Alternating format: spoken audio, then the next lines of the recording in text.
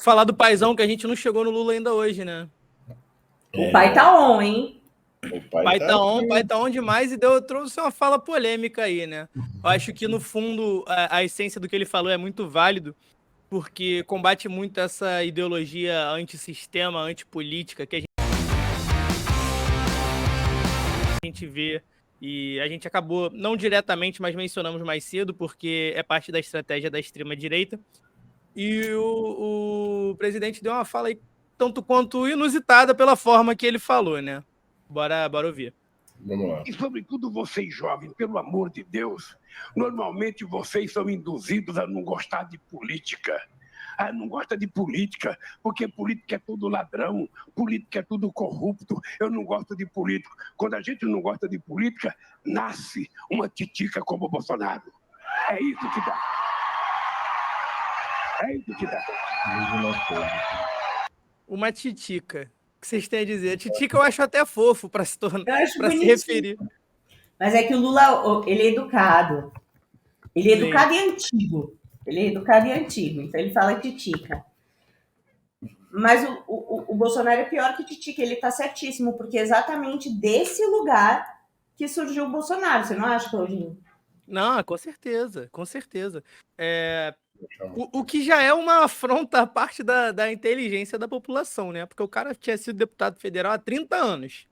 Para ele querer se vender, de se aproveitar, né, desse sentimento de antipolítica que havia, todos os escândalos que teve no governo do PT, por todo a gasolina que a mídia jogava dioturnamente, praticamente, né?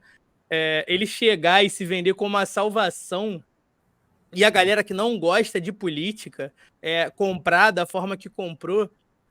Eu utilizo muito minha família como tubo de ensaio social para analisar e tirar conclusões, né? E eu vejo meus tiozões, a maioria que hoje é louca pelo Bolsonaro, que estava compartilhando Pix, foi uma galera que passou a vida inteira para mim dizendo que política é tudo igual.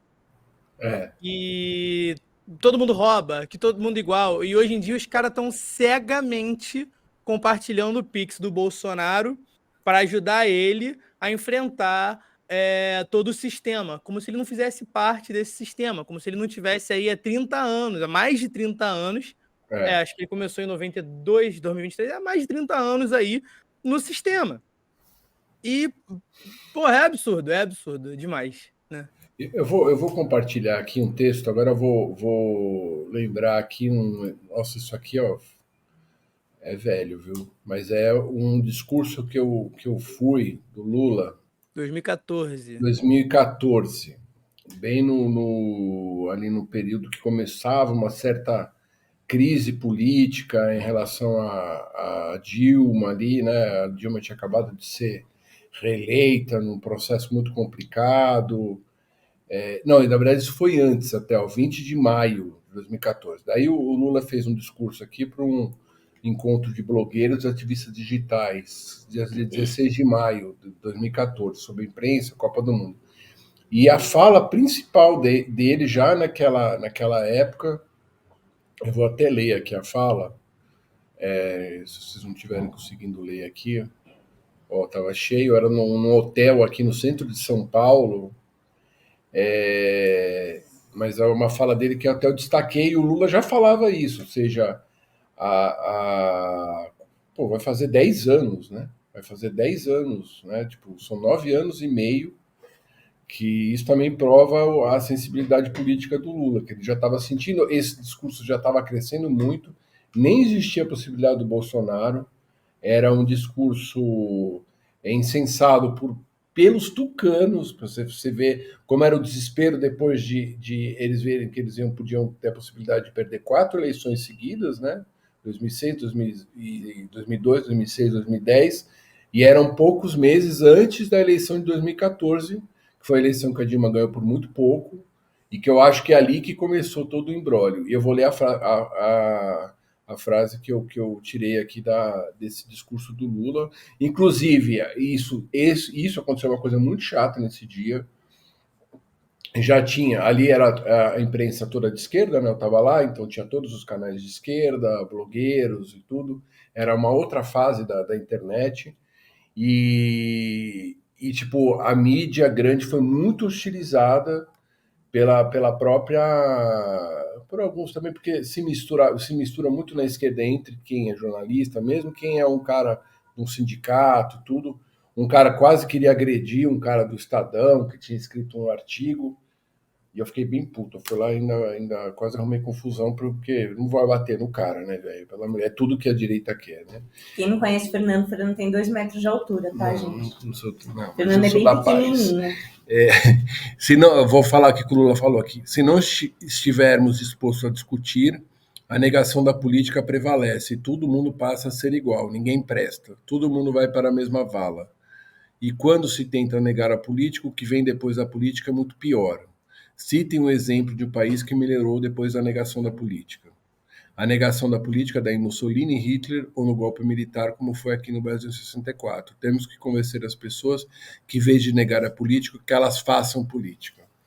Então, eu lembrei na hora disso aqui. Eu não tinha nem visto essa fala do Lula sobre Titica. Eu achei que a Lina falava uma frase sobre Titica e tudo.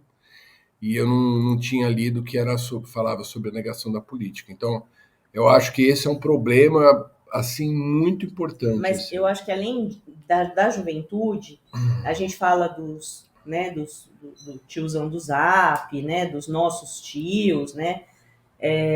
Mas é muito importante falar que é uma questão muito séria de ignorância, né? Misturada com a raiva que as pessoas têm da própria existência. Aí da existência delas mesmo? Delas, Porque se a gente. Eu vou contar aqui rapidinho, não vou me emocionar, mas o meu pai, ele era um cara da direita Fernando Henrique, sempre foi, e meu pai viveu na época da ditadura, os amigos dele, todos, sempre. Meu pai era muito amigo do Plínio Marcos, né? Então, mas meu pai era um cara de direita, Fernando Henrique, enfim. E quando aconteceu toda essa coisa da Lava Jato, ele ficou muito revoltado com o Lula.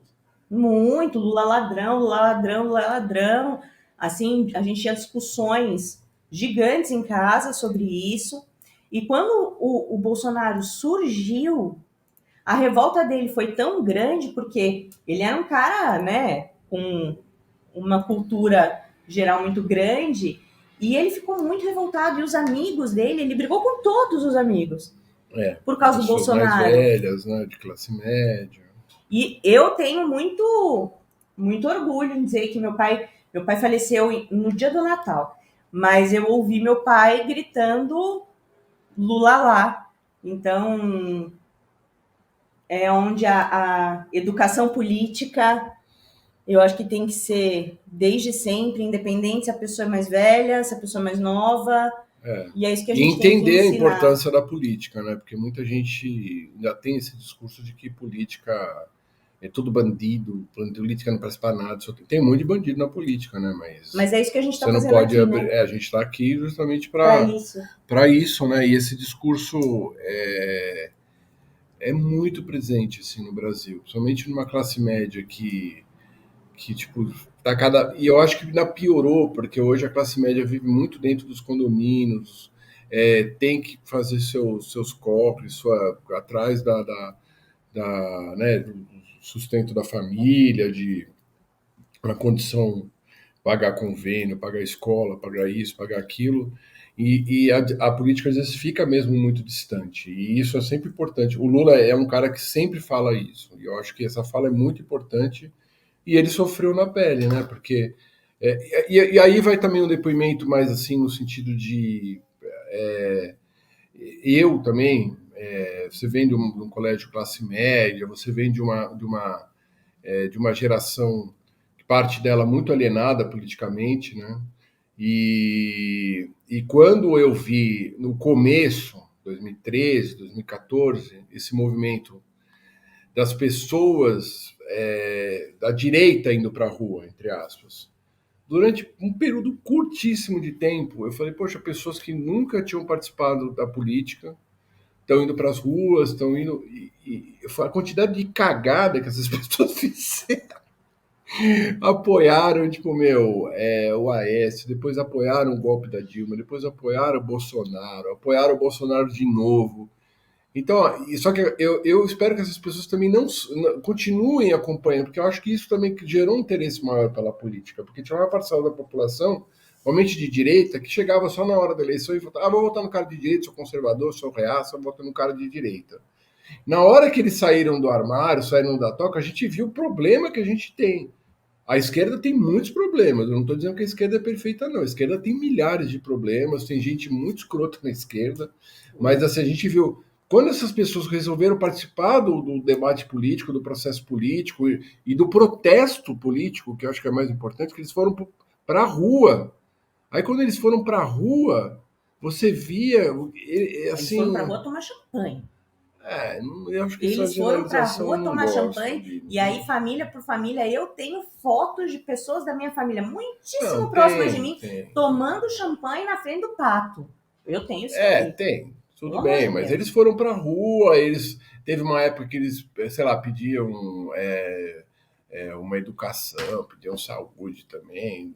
Haviam propostas menos absurdas, né? O Tinha de tudo. fascismo sempre teve ali, sempre teve gente pedindo É, fechamento de STF, intervenção militar, mas em 2013 eu lembro bem, não lembro se foi 2013 ou 2014 agora, quando estava tendo as grandes manifestações lá, que houve uma invasão ali na Praça dos Três Poderes, que subiram em cima isso. de Foi tudo ali, 2013. mas não foi nada comparado com o 8 de março. A gente vê como radicalizou o pessoal de lá para cá, né?